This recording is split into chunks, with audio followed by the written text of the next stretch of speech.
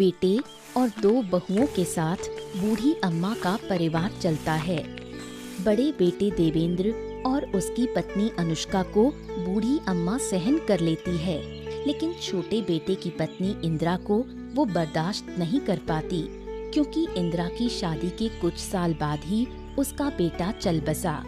उसी कारण बूढ़ी अम्मा इंदिरा को अपने बेटे की मौत का जिम्मेदार मानती है।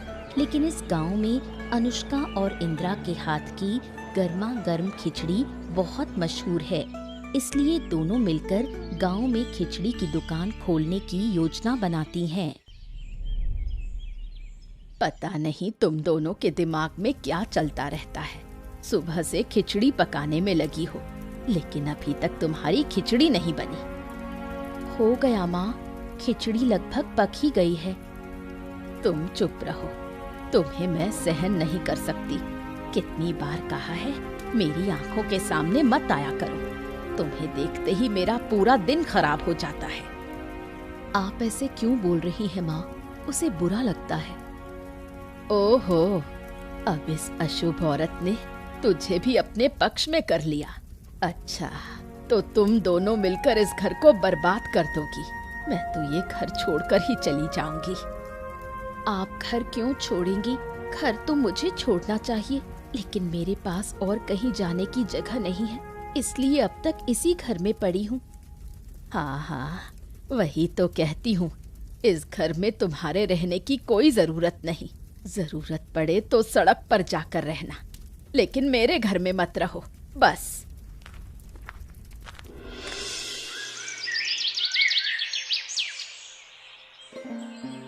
क्या बात है छोटी, उदास बैठी हो? दोपहर का खाना खाया या अब तक बिना खाए बैठी हो? नहीं भाभी, खाने का मन नहीं है, आप लोग सब खा लीजिए।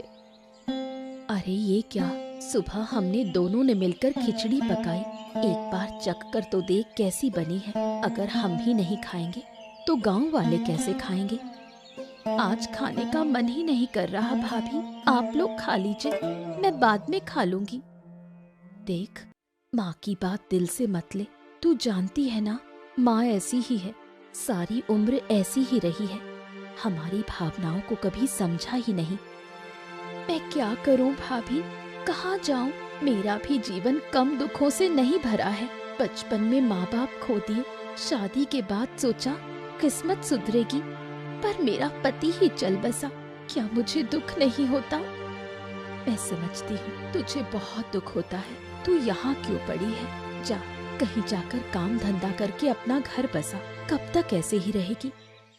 नहीं भाभी, मैं घर छोड़कर कहीं नहीं जाना चाहती। इस घर में तेरे देवर की यादें हैं, इन्हीं यादों के साथ मैं जी रही हूँ। जब तक जीऊंगी यही मेरा सहारा है। अरे बावली, इस कारण तो माँ तुझे हमेशा डांटती रहती है। माँ का अत्याचार कब तक सहेगी? माँ जो चाहे कहे, मुझे कोई फर्क नहीं पड़ता। हाँ, थोड़ी देर मन दुखता है, फिर सब ठीक हो जाता है। माँ तो माँ है, डांटेंगी ही, है ना? पर इतना ज्यादा अत्याचार कैसे सहेगी तू? तू बहुत अच्छी है छोटी, कोई तेरी कद्र नहीं करता। कभी कभी मैं भी तुझे समझ नहीं पाती। हाँ, क्या हाल है बूढ़ी माँ? आजकल तो घर से निकलती ही नहीं हो। कितने दिन हो गए गपशप किए बिना, इसीलिए आज मैं खुद ही तुम्हारे घर चला आया। अच्छा किया बेटा, मैं बीमार रहती हूँ, इसलिए बाहर नहीं जा पाती। तेरी याद आ रही थी, सोच रही थी तू कब आएगा। चलो, अब आ ही गया तो बताओ, तबीयत कैसी है? मन ठीक तो है ना? मन भला कैसे ठीक रहेगा? वो छोटी बहू है ना, दिन रात मुझे सताती है। उसी अशुभ औरत की वजह से मैं ढंग से कुछ कर नहीं पाती। ना मन अच्छा रहता है, ना शरीर।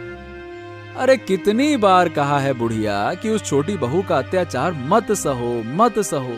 बहू को घर से निकाल दो ना, पर तुम मेरी कोई बात सुनती ही नहीं हो। ऐसे तो सीधे घर से निकाल नहीं सकती, गांव वाले फिर मुझ पर टूट पड़ेंगे। तो सुनो, मैं तुम्हें एक उपाय बताता हूँ। अगर उसी तरह किया ना तो छोटी बहू को जरूर निकाल पाओगी। बोलो, करोगी?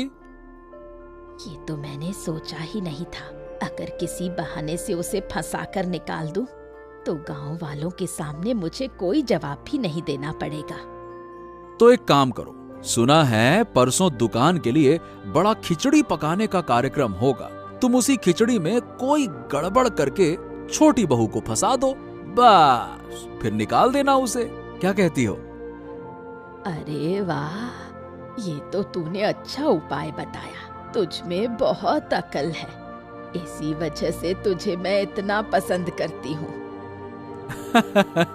मैं भी तुम्हें बहुत चाहता हूँ, तभी तो तुम्हें हमेशा सलाह देता हूँ। आगे कुछ जरूरत हो तो मुझे जरूर बताना, है ना? हाँ।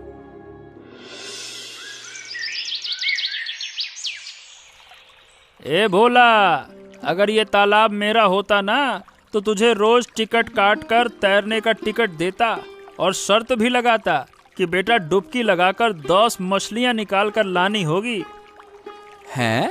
टिकट काटेगा? और टिकट का दाम कितना रखेगा? सुनू तो, तेरे जैसे कंजूस आदमी क्या दाम तय करता है? बता बता।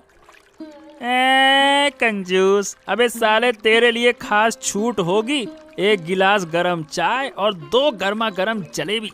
पर जलेबी गरम ही चाहिए भैया, एकदम कड़क कुरकुरी। मैं तो सोच रहा था कि तू पैसे लेगा। तू तो खाने पीने का शौकीन है, एक दिन सपने में जलेबी की फैक्ट्री ही खोलेगा मुझे लगता है। अबे पैसे गरीबों से लूं क्या?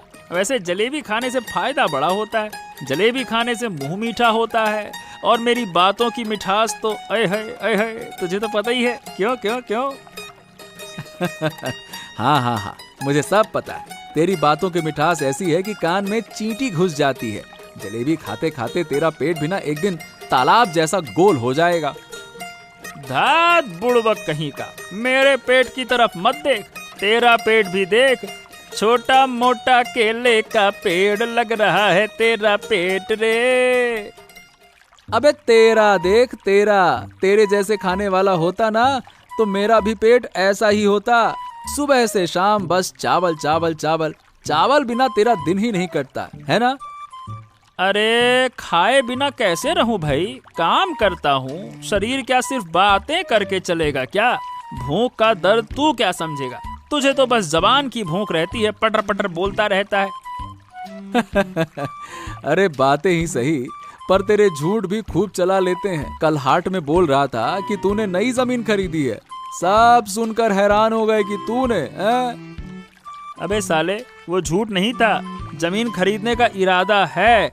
सपना देखना क्या बुरा होता है, बता भला। इरादा? वाह वाह वाह, इरादे के लिए पैसा भी लगेगा। कहाँ से लाएगा पैसा? अबे तो पहले सोचूंगा, फिर पैसा आएगा। आ जाएगा पैसा, तू चिंता मत कर। तुझे दे रहा हूँ मैं आखिरी चेतावनी, तालाब की मछलियों को अपना दोस्त मान, समझा? बिल्कुल गुरुजी, तालाब की मछलियाँ बहुत अच्छी दोस्त होती हैं, पर आज चाय का बिल तू ही भरेगा। हाँ। अरे फिर चाय? अच्छा, लेकिन जलेबी तेरी तरफ से होगी। हाँ, बता रहा हूँ मैं। हाँ। ठीक है ठीक है। 2 दिन बाद दुकान खोलने के उद्देश्य से अनुष्का और इंदिरा ने बड़ा खिचड़ी पकाने का कार्यक्रम किया, लेकिन बूढ़ी अम्मा ने पहले से ही सब बिगाड़ने का इंतजाम कर रखा था। हाँ हाँ, मेहनत करो, थोड़ी देर में समझोगी कि ये घर तुझे छोड़ना ही पड़ेगा। छोटी, ध्यान रखना सब सही हो, मसाले ठीक से डाले हैं ना? आज गांव वाले हमारी खिचड़ी खाएंगे, इसलिए आज बहुत अच्छा बनाना होगा। तुम चिंता मत करो भाभी, सब ठीक से डाला है। तुम हो तो गड़बड़ कैसे होगी? अरे बाप रे, ये क्या हो गया? बर्तन कैसे फट गया? अब हम खिचड़ी कैसे पकाएंगे? गया, मेरा सारा पैसा गया, बर्बाद कर दिया तुम दोनों अशुभ औरतों ने। कितनी बार कहा था ये सब मत करो, पर किसी ने मेरी सुनी ही नहीं। अब बर्बादी हो गई। ऐसे क्यों बोल रही हो माँ? एक बार बिगड़ा है, हम फिर से कोशिश करेंगे। हमने जानबूझकर तो नहीं किया। चुप रहो, तुम्हारी एक बात नहीं सुनना चाहती। मुझे पूरा यकीन है ये सब छोटी बहू की चाल है, उसी की वजह से ये हाल हुआ। मैंने क्या किया माँ? ये तो हम सब ने मिलकर तय किया था, इसमें मेरी गलती कहाँ है? सब गलती तुम्हारी है। जहाँ भी तुम रहती हो वहीं गड़बड़ होती है। तुम अशुभ हो, जिसकी वजह से आज का शुभ दिन बर्बाद हो गया। अब गांव वालों को हम क्या जवाब देंगे? माँ, हम फिर से कोशिश करेंगे। बिल्कुल नहीं, तुम्हारी वजह से आज बर्बादी हुई है। अब मैं तुम्हें इस घर में नहीं रखूंगी। तुम्हें 2 दिन का वक्त देती हूँ। 2 दिन में ये घर छोड़कर चली जाना।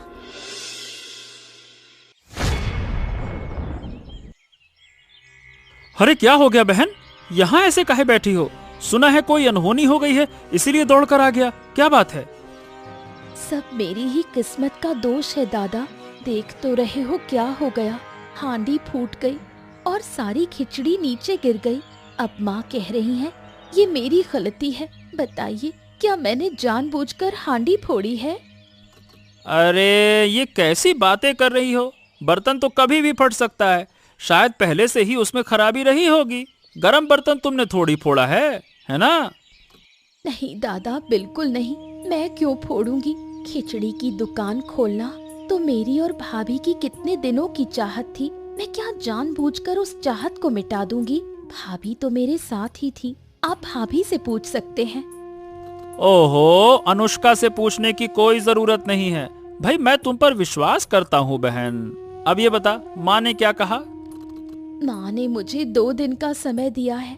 बोली 2 दिन के अंदर इस घर से निकल जाना होगा, उसके बाद मैं इस घर में नहीं रह सकती। अरे ये कैसी बात हुई? तुम घर छोड़कर कहाँ जाओगी?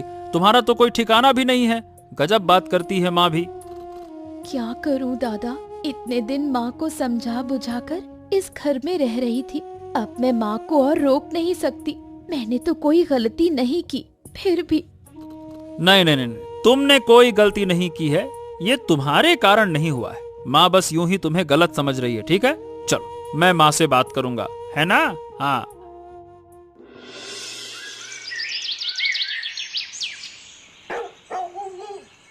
क्या जी, कब से तुम्हें बुला रही हूँ? खाना नहीं खाओगे? आओ, यहाँ बैठे क्या कर रहे हो? अरे नहीं, मुझे खाने की इच्छा नहीं है। उधर मेरी छोटी बहन भूखी बैठी है और मैं यहाँ बैठकर खाऊं, ये कैसे हो सकता है? अब क्या किया जा सकता है? तुमने तो सुबह से कुछ भी नहीं खाया। इंदिरा के लिए जो करना होगा वो हम कल ही करेंगे। उसे किसी हाल में इस घर से नहीं जाने देंगे।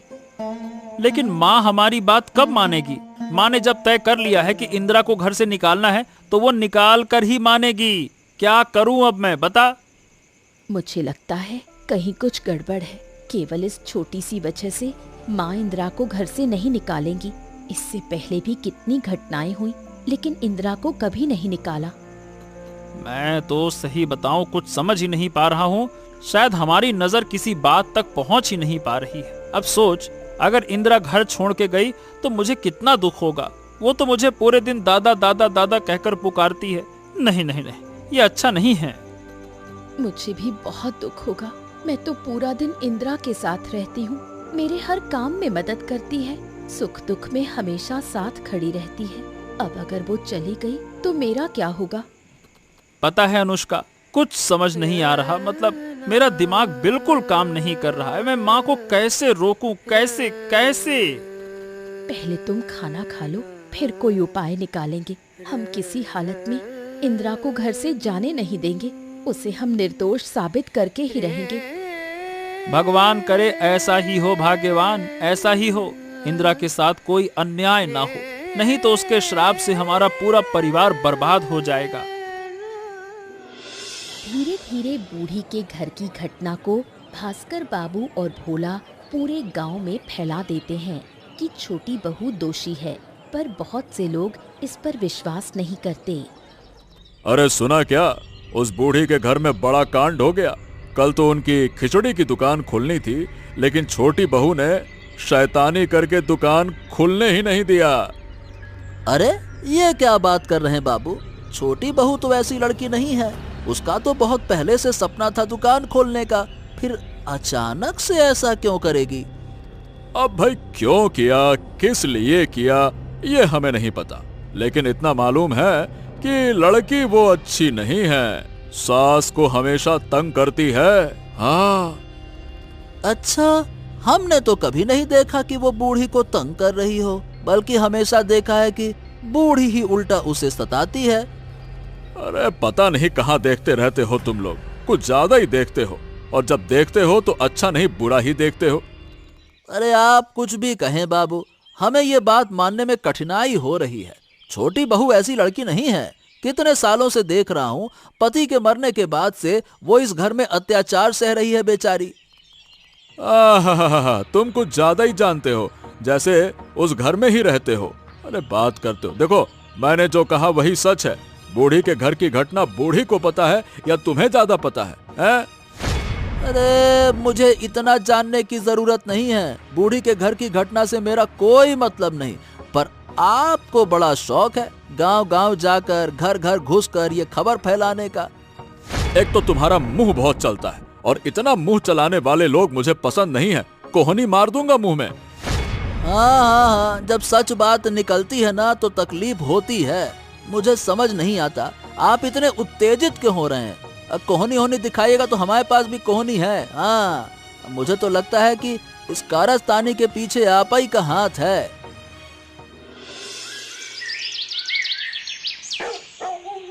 आयोजन बिगाड़ने के लिए बूढ़ी भास्कर बाबू और भोला को बुलाती है। हाँ, क्या हुआ बूढ़ी, आज फिर से हमें बुला लिया? अरे बाबू, आज बड़ा आयोजन है, मैं अकेले कुछ नहीं कर पाती, इसलिए तुम दोनों को बुला लिया। तुम चिंता मत करो, इसके बदले तुम्हें अच्छा पैसा दूंगी। पैसे मिलेगा ये पहले ही बता दो, इतना बक फालतू में ना करो। मुझे पैसे मिले तो मैं सब करने को तैयार हूँ, बोलो। तो अब खड़े क्यों हो, काम शुरू करो। ओहो, तो इसका मतलब इस घटना के पीछे इतनी बड़ी कहानी चल रही है।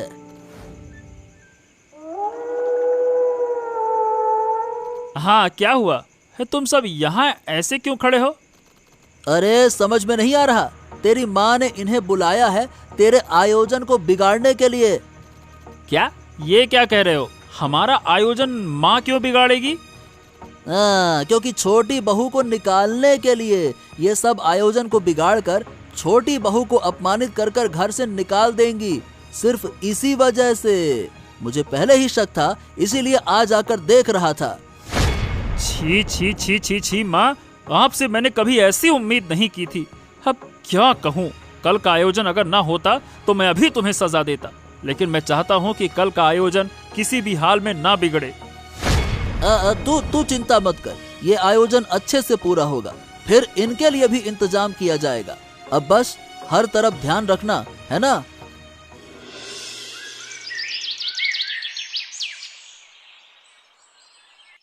आज तो तेरे यहाँ आयोजन होना है, घर में आयोजन का काम कैसे चलेगा? अरे मत पूछो, चाय की तलब इतनी लगी थी कि भागकर यहाँ पे आ गया। उधर रसोई में काम में सब लगे हुए हैं, कोई मुझे फुर्सत में चाय बनाकर दे ही नहीं रहा था। ओहो, वाह वाह वाह, तेरे तो ऐश है भैया। कोई चाय बना के नहीं दिया तो यहाँ पी लिया।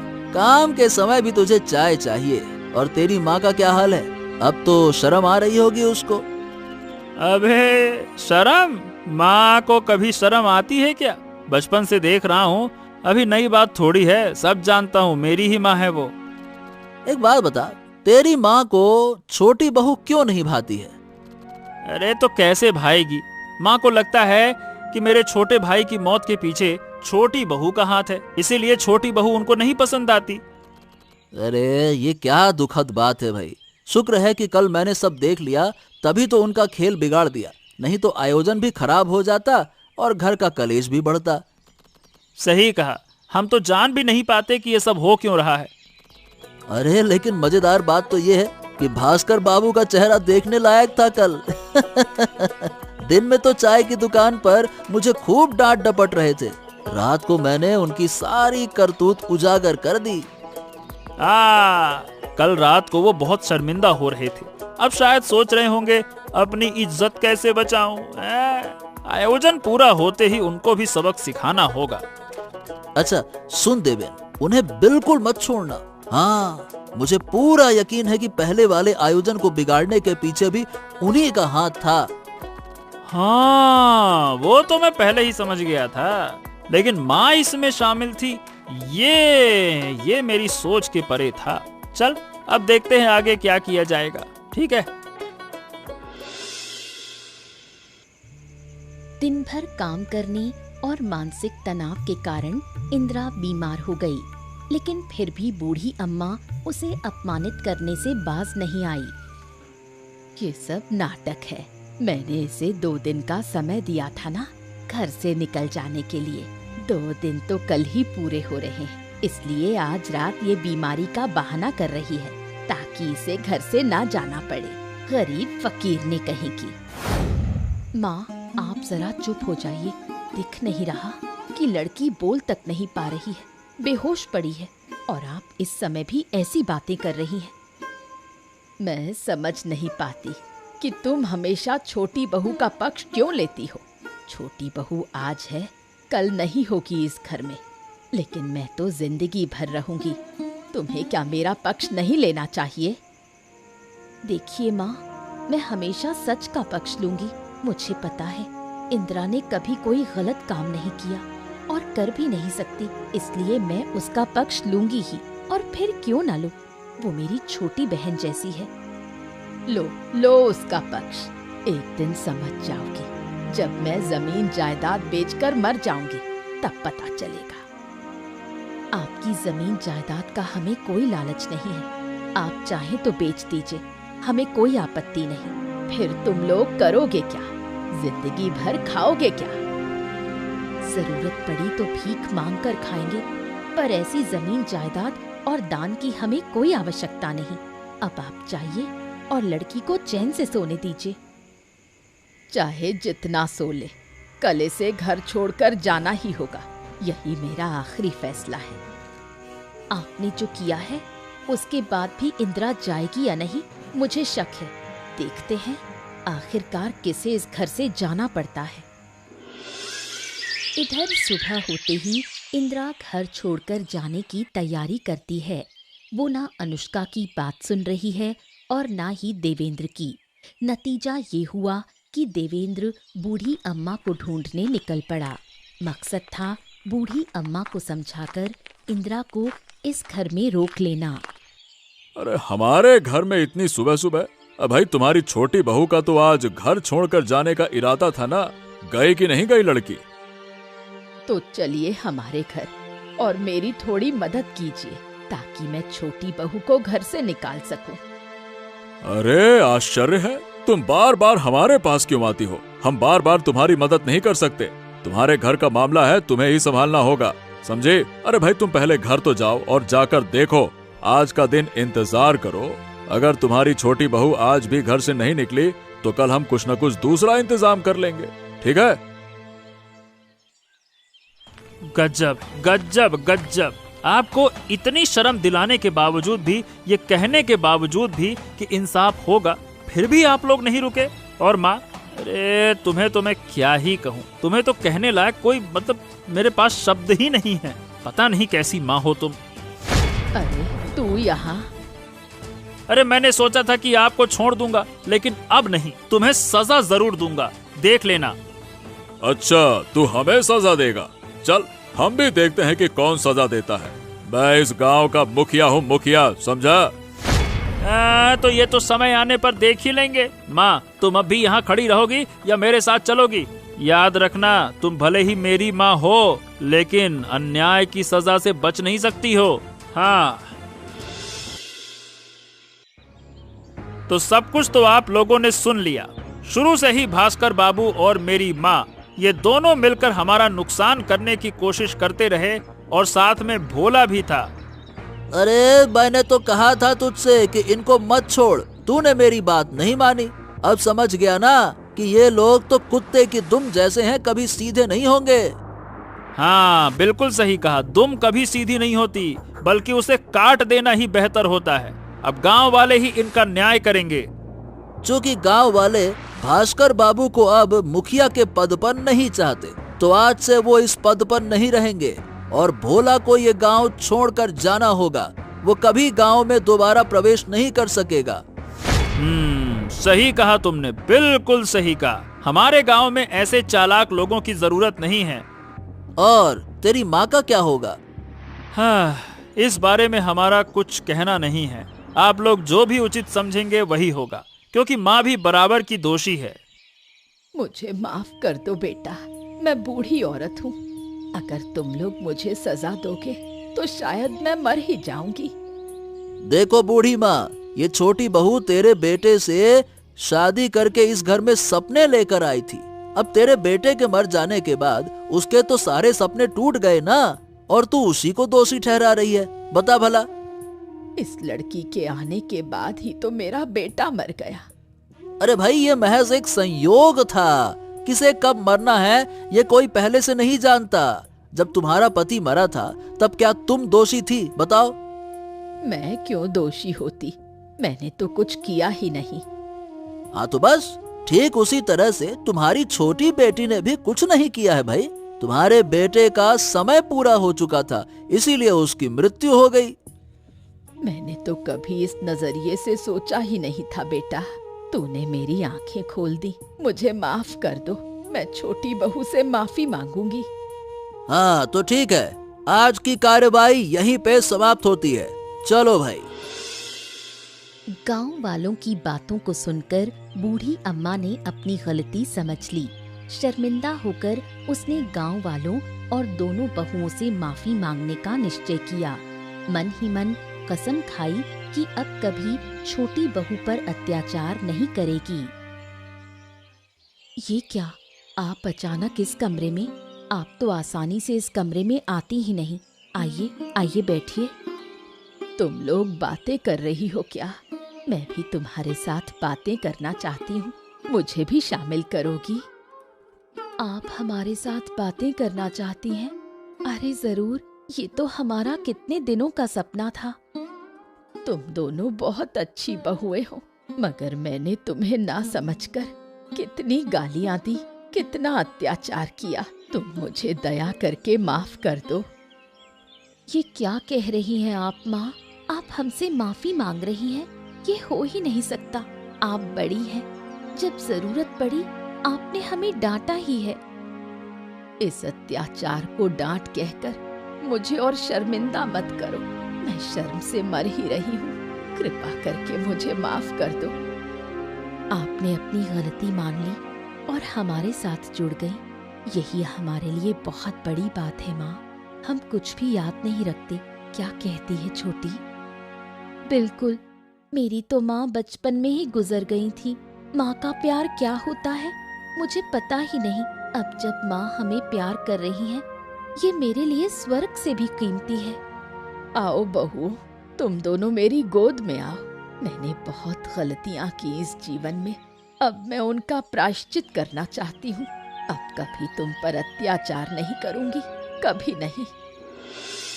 आखिरकार तमाम बाधाएं पार करके दोनों बहुएं अपनी खिचड़ी का होटल खोलने में सफल हुईं। गांव वाले दोनों बहुओं के हाथ की गर्मा गर्म खिचड़ी खाकर बहुत खुश हुए। अरे वाह वाह वाह वाह वाह, खिचड़ी तो गजब बनी है। आहा, मजा आ गया। बरसात तो एकदम सफल हो गई। अब तो रोज यहीं आकर बढ़िया मस्त गर्मा गर्म खिचड़ी खाऊंगा। आना आना, सारे गांव वाले हमारी दुकान में आएंगे। हम ढेर सारी खिचड़ी बनाएंगे। अरे भाई, तुम लोगों ने पहले ये खिचड़ी की दुकान क्यों नहीं खोली? कौन जाने, तब और पहले से ही ये मजेदार खिचड़ी हम लोग खा सकते थे। इस गांव में बेकार ही इन दोनों बहुओं की खिचड़ी मशहूर नहीं हुई है। अरे देखना पड़ेगा। अब लोगों को पता चलेगा कि वो किस घर की बहुएं हैं। वो मेरी बहुएं हैं। मैंने खुद ट्रेनिंग देकर उन्हें तैयार किया है। हो गया बस। अब अपनी तारीफ मत करो, जरा दोनों बहुओं की भी तारीफ कर लो। अगर मैं अपनी दोनों बहुओं की तारीफ शुरू कर दूं, तो दिन बीत जाएगा, लेकिन तारीफ खत्म नहीं होगी। हाँ, और इसी वजह से अगर कोई तुम्हारी दोनों बहुओं की बुराई करे ना, तो हमारा मन विश्वास नहीं करेगा। अरे भाई, हम जानते हैं तुम्हारी दोनों बहुएं हीरे जैसी है, एकदम हीरे जैसी। देखा इंद्रा, आखिर में सच्चाई की ही जीत होती है। तू तो बेकार ही टूट रही थी। मैंने कहा था ना, सब कुछ ठीक हो जाएगा। तुझे मैं किसी भी हाल में ये घर छोड़ने नहीं दूंगी। ये सब तुम्हारी वजह से हुआ भाभी। मैं भी नहीं चाहती तुम्हें छोड़कर इस घर से जाऊं। तुम ही तो मेरी सब कुछ हो, तुम ही मेरे अपने हो। तुम्हारे बिना मैं कभी जी नहीं पाऊंगी। पगली, तुझे हमें छोड़कर जीना ही नहीं पड़ेगा।